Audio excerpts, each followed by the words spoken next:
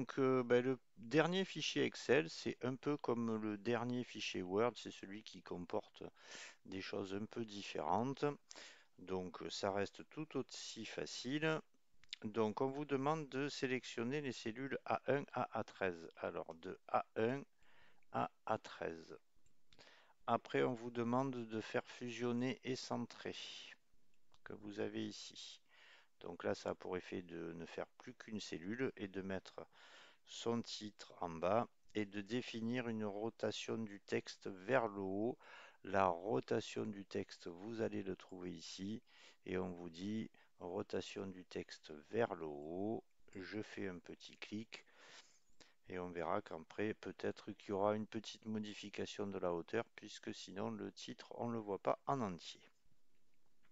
Sélectionnez les cellules de C1 à G1. C1, G1. Appliquer un style titre 1 que nous avons déjà fait dans un autre exercice. Le titre 1. Mettre la taille des caractères en 13. C'est du 15. On passe en 13. Je valide avec la touche entrée. Et de mettre la colonne C à 23. Hop. Format largeur de colonne, pardon, et 23.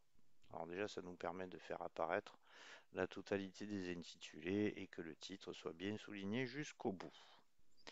Sélectionnez l'ensemble du tableau de C4 à G13. C4 à G13 ici. Définir toutes les bordures. Toutes les bordures. On vous demande après d'appliquer sur F13 et G13, donc F13, G13, une motif diagonale, donc là, clic droit, format de cellule et les diagonales. OK. Complétez le tableau avec le calcul du total et de la moyenne. Alors, le total ici. Total. Donc là, on va faire les deux en même temps pour 18 et 19. Donc j'attrape ça, c'est-à-dire la totalité des chiffres sur 2018 et 2019 avec une cellule supplémentaire en bas. Je clique sur somme automatique, j'ai les deux. Après, pour la moyenne, donc là c'est pareil et on va avoir le même souci que tout à l'heure. Donc là je ne peux pas faire les deux en même temps. Je fais la sélection de la cellule, je viens, je clique moyenne, je reprends les données parce que je ne veux pas le total. Ici, j'ai 4869. On vous demande l'autre aussi. Donc là, je peux utiliser la croix de recopie. Et c'est pour ça qu'on vous demande deux chiffres après la virgule. Donc, je sélectionne les deux. Je réduis le nombre de décimales. Et j'ai deux décimales. Après, on vous demande de remonter ici parce qu'il y a le petit pourcentage qui dépasse en faisant un renvoyer à la ligne automatiquement. Donc le décalage que vous avez là peut dépendre de la taille de la police parce que en fait le N devrait être sur la même ligne. Mais bon, ça arrive de temps en temps. Donc si j'étais vous, je corrigerais quand même la dernière colonne histoire que vous n'ayez pas de soucis. Alors, après, le calcul des totals avec les fonctions automatiques, donc on n'a pas fait celui-là. Donc ça correspond à quoi? Ça correspond au total des 2 années. Donc on peut faire de la même manière, soit on fait égal ça plus ça, d'accord? Deuxième méthode, de prendre les deux plus la cellule vide, de faire somme automatique, mais on peut se permettre de faire directement la totalité, donc les deux bilans et la colonne totale, et cliquer somme automatique. Ça marche tout aussi bien. Alors après, nous avons le calcul du pourcentage, donc c'est le total du lieu. d'accord, total des 2 années, divisé par le total général, celui qui est ici. Donc, égal le total du lieu divisé par le total général. Et toujours pareil, on vous parle des référencements absolus parce que ce total ne doit pas changer lors de la recopie vers le bas. Donc j'ai cliqué sur la touche F12 et j'appuie sur F4 pour mettre les dollars. Je valide, je recopie vers le bas.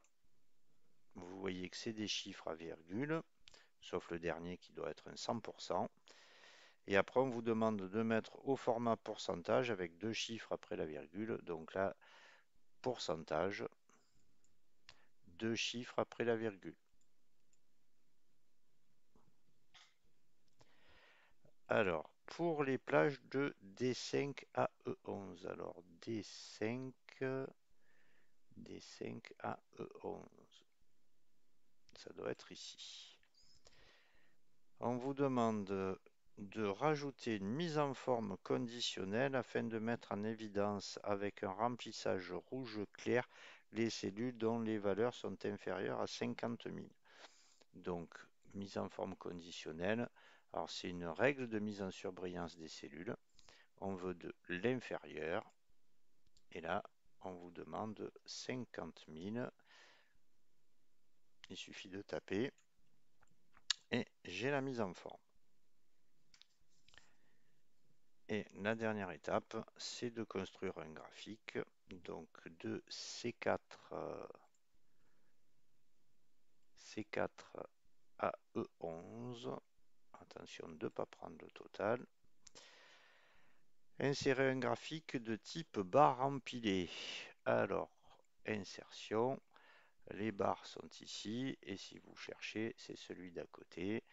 C'est le second qui permet de voir en fait les 2 années et en même temps de voir chaque année séparément. Donc, on clique, on vous demande de supprimer le titre du graphique, donc un petit clic sur le titre, je supprime, ça vous permet de gagner de la place. Alors, on vous demande après de placer et de redimensionner le graphique en dessous du tableau. Donc en dessous du tableau, alors pourquoi redimensionner? Peut-être pour qu'il ait la largeur du tableau. Donc vous faites juste ça et c'est fait. Bon, il y a des options pour faire exactement, mais si vous alignez sur les colonnes, ça fera exactement la même chose. Donc en fait, ils n'ont pas modifié ça. Donc on ne voit pas la totalité du titre. Donc je répète que peut-être que l'exercice a été fait avec une autre version d'Excel, avec peut-être pas du Calibri, mais une autre police. Donc si c'est vous qui faites ça, faites attention éventuellement d'agrandir, de diminuer la taille de la police ou d'agrandir la totalité des lignes pour que ça envoie l'intitulé ici. Voilà, c'est la fin de cet exercice. Donc les 4 sont faits, les 4 Word sont faits. Je vais vous dire dans chaque exercice, si vous n'avez fait aucune hésitation, combien de temps il vous faut pour faire l'exercice. Comme ça vous donnera une idée pour vos révisions. Voilà, bonne journée et bon concours.